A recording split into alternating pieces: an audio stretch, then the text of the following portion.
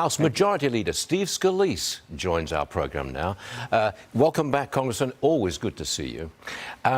Some criticism there of trying to get Ilhan Omar off the committee. One Democrat says you're being spiteful and that this is just political vengeance. You want to answer that? Well, I think they must have been looking in the mirror when they said that, because if you look what they did last Congress, they removed multiple members from every single one of their committees. Marjorie Taylor Greene, Paul Gosar. They removed Jim Banks and Jim Jordan from the January 6th committee with no reason, and in some cases for things that they might have said before they were even members of Congress. And by the way, Ilhan Omar voted to remove those members from all of their committees. Today, we're only talking about two committees, Foreign Affairs and Intelligence, committees that actually get briefings on national security. And so those members, all three of them, Ilhan Omar, Adam Schiff, and Eric Swalwell, will still be able to serve on other committees. But the vote today just deals with Omar on the Foreign Affairs Committee. By the way, she's already on the Education and Workforce Committee, and that won't change. So, you might want to ask Ilhan Omar why she voted to remove Republican members from every single committee.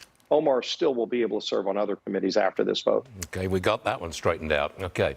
Congressman, Speaker McCarthy and the President sat down for a meeting yesterday all about the debt ceiling.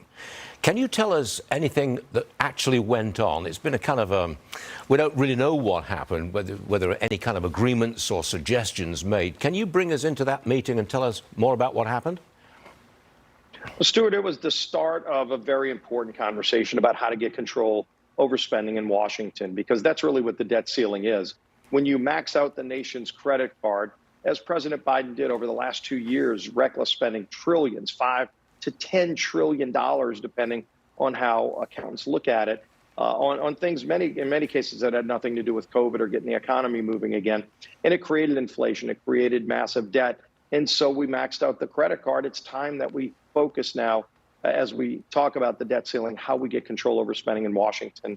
Again, both Speaker McCarthy and President Biden said that it was a good beginning, and this is going to be ongoing. This is going to be a conversation we're going to have for the next few weeks and months to work on how we can come together to control spending in Washington. I picked up on this one, Congressman. I think it's 205 Democrats voted not to force federal workers to go back to the office. They're not going to force them to go back.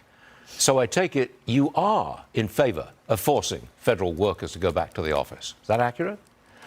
Yeah, Stuart, it seems like all across America, people are going back to work and they're showing up at their jobs. Why is it that only in Washington do they still want the pandemic to go on and hide behind that to spend billions on unrelated things? I get calls every day from military veterans, from people that are waiting for over 2 years to get their IRS returns, people that are missing important honeymoons and other things because they can't even get a passport process for 6 months because federal workers that do those jobs are not showing up for work. That's not something you can do remotely. There's no reason that someone who served our country, serving in the military, they showed up to protect our freedoms. The least that somebody that's collecting their full paycheck by the taxpayers should be able to show up to make sure they're taking care of those veterans and other people who rely on the services that need to be provided, and they're only provided if they're showing up in person. It's long past due to get this done. Congressman, several years ago, you were wounded in an attack, a political attack, actually, in Washington, and I know that you were injured. And I've asked you every time you've come on the show, are you now well?